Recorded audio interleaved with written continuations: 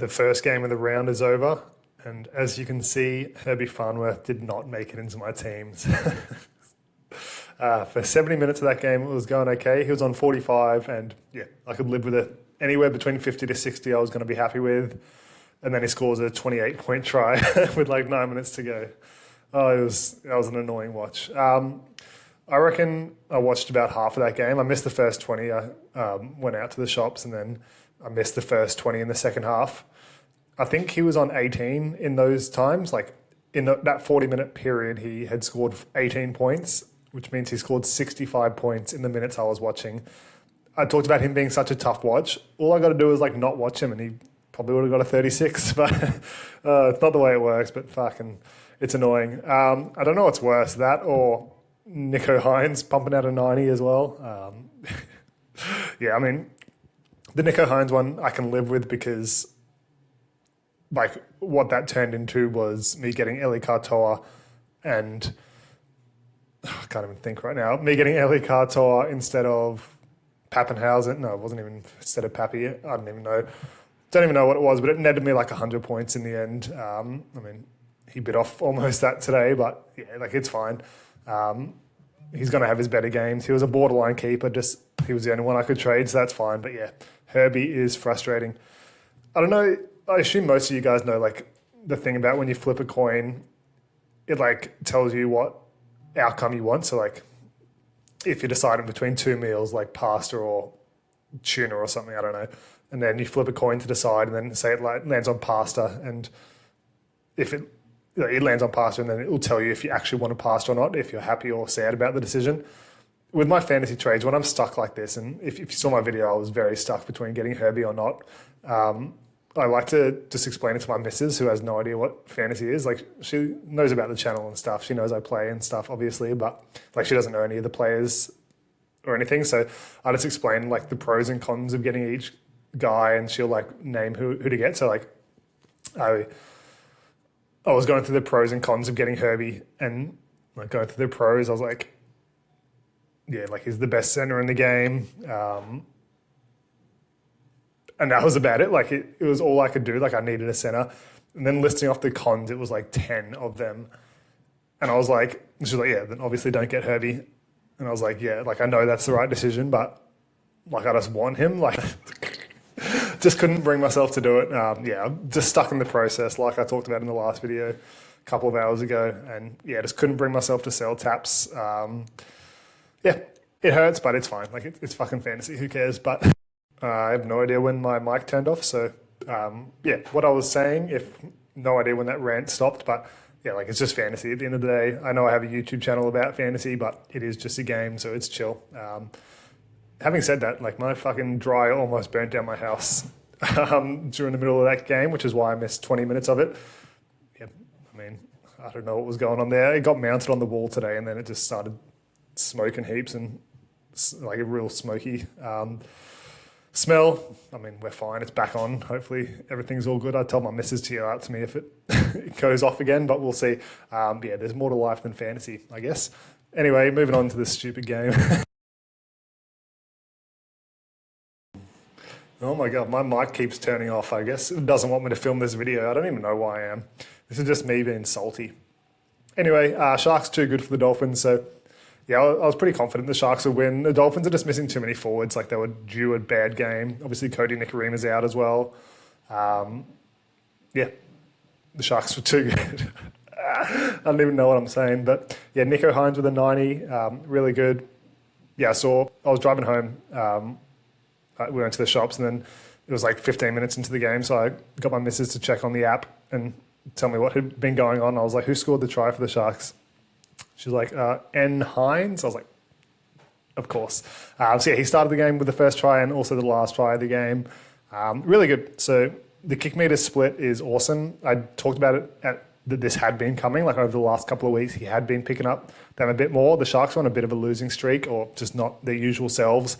And we saw Hynes pick up a few more kick meters the last couple of weeks. And yeah, it continued in this one. He still hasn't taken the bulk of them, but that's a really good sign for owners and potential buyers over the next couple of weeks.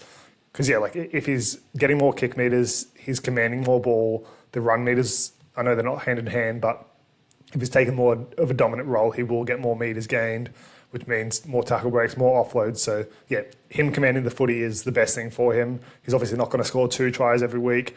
The try assist probably, like he'll probably average about 1. The run meters are good. Like 120 is about what he's averaged the last couple of seasons. So, yeah, you'll take that. It's really good signs from him. Even without the tries, like 26 tackles, 1 miss. Yeah, there's heaps of positives from that game for him. So, yeah, like potentially a buy at this stage. I don't know, what is he even priced at? Like 600K? I think he's a bit underpriced. I think he's like 45 or something. I don't know. Let's have a look.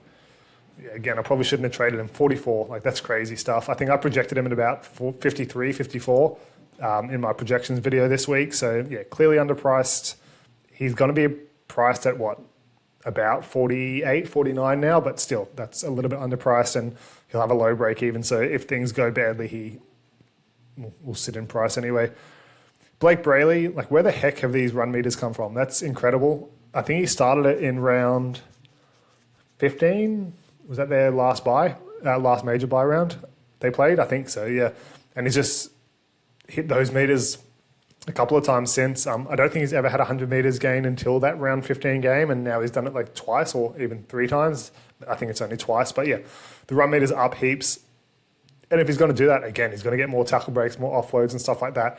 It's all hand in hand. He's never been a keeper just because he only tackles and that's about it. But now that he's running, like he is a potential keeper. I still wouldn't be looking to bring him in, but I mean, it's interesting to note for next year, I guess, even potentially this year, if you don't like any of those main options. But I just think Watson and Grant are cheap enough where you can pick them up instead, sorry.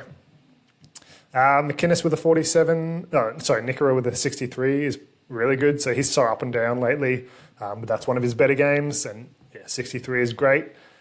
Did get the try assist as well, which helped. Nicho Hynes got one in the last, Nicho Hynes didn't get the last try because he got the try assist with like 30 seconds to go, the bastard. McInnes with a 47 in 46 minutes. So yeah, those minutes aren't great. I can't remember what minutes I projected him at. I think it was like 55. So yeah, this is well below that. The PPM is great, but yeah, again, you're not looking at like how much they score. You're looking at how they're getting there, and 46 minutes just ain't going to cut the mustard, unfortunately. Sifa Talakai was good from what I saw. Like he got a few tackle breaks, a little bit of a line break, and yeah, he is just such a strong body at centres. He's so versatile. He just fills in everywhere. Missed to fix it for them. AFB with a 34 in 47 minutes. So was it 40 minutes or 50 minutes that I said he probably wouldn't play below again? I think it was 50 minutes. And yeah, first cab off the rank, he plays 47 minutes. So apologies for that. I projected him at about a 60, I believe, which was higher than I thought it would be. But yeah, that was it was 50. No, must have been 40 minutes then. 40 or 50? 50. Yeah, 50. He hadn't played under 50 minutes in 7 weeks, and I thought that trend would continue, but it didn't tonight, and that's the first game since. So yeah, 34 is terrible. That's probably the only shining light for me this in that game, because I think why did I just click off him? I think he's quite heavily owned, like 30-40%, which makes sense because he was good buy round coverage, but yeah, I think he's still in the third tier. But I mean, if I project him at 60, maybe not, but yeah, just not his best game. No offloads, no tackle breaks. I wish Herbie took after that, but I can't get over it. Anyway, speaking of, 83 is really good. He was on 45 with 10 minutes to go, as I alluded to. And then, yeah, just a 28-point try. Fantasy aside, this guy's a freak. He just steps Nicho Hynes. I think, did he get a tackle break for it? Yeah, he must have in the end. Stepped Nicho Hynes, then ran 40 meters and did like a triple goosey on William Kennedy and bumped off him, then bumped off another one like a quarter of a second later, and then passes it to Kurt Donahue, who passes it back about 4 meters forward, and Herbie goes over for the try. It wasn't that far forward. It was slightly forward, but I mean, it didn't change anything. They never call forward passes, so it is what it is. Awesome try. It would have been cool if it was like a solo try. Obviously, like it was a solo try, 99%, but just the fact Kurt Donahue was involved and there was a bit of a question mark on the pass. But yeah, it could have been one of the tries of the season probably was one of the tries of the season still, but just incredible. Like a 28-point fantasy try is almost unheard of. I know like Benny Barber, Jared Hayne back in the day when they score like their 110-meter tries, but yeah, it's a monster. I think he had, 60, 70 run meters, 4 or 5 tackle breaks, a line break, and yeah, God knows what else. Just really good stuff from him. Really bad as a non-owner, but really good. JMK with 65 tackles, which is crazy. Just crazy. Isaiah Katoa, so he was struggling in this one a little bit, both in real life and fantasy. I mean, I only saw half the game, but he didn't look too crash hot. The missed tackles were only 2 this game, which is good. It has been a little bit higher the last couple of games, but I mean, in that sort of game, you'll take a 52. Just the fact they were on like 0 until like the 65th minute and still pumped out a 52, and like Herbie especially with an 83 is crazy. But like 500 kick meters is good. That's been constant the last couple of weeks. And yeah, that was about all he did. Not many attacking stats in this one, but you'll take a 52 for sure. He'll get a little bit cheaper for us non-owners, but yeah, it just depends how you rank him moving forward. Kurt Donahue with a 46 in 71 minutes. So he only had a short break. He came back on with about 12 minutes left, I think, because he just came on before the Herbie try. And yeah, I mean, he got the try assist for that one, but he was on 39 when he came off at the 60-minute mark. So not great, but he was on about 46 tackles. So, I mean, that's good. He just had 5 misses, which is to be expected in that sort of game. But yeah, the tackle's really good. I don't know where to project this guy if he's playing big minute lock. I think they had an injury. Mark Nichols, HAA, I believe. I missed it. I swear they had another one as well. Oh no, he was off the bench, so I did see that one. Yeah. I don't know what his minutes are going to look like. Probably around the 65-ish, I'd say, moving forward, just until they get a few forwards back. But I think most of them are out for the season anyway. So, yeah, he's a borderline keeper. We don't have much data to go off. There's always been extending circumstances of where he's playing. Like he moved to halves, he moved to centre, I believe, the last couple of weeks, and now plays 71 with someone injured. But, I mean, there's every chance he plays 70-plus most weeks anyway, but yet to be seen. Who else? Nafahu was good on his debut. Not a monster score with 26, but yeah, he looked good. The Dolphins' left-hand side is pretty depleted at the moment. Obviously, Hammer was being rested, so Jake Averillo moved to fullback, and he's usually on the left, is he? Left wing? I think so. I don't know anyway. Cody Nickering was also out. So yeah, they went to Herbie a lot, as to be expected, but yeah. Really good stuff. I don't really know what else to talk about.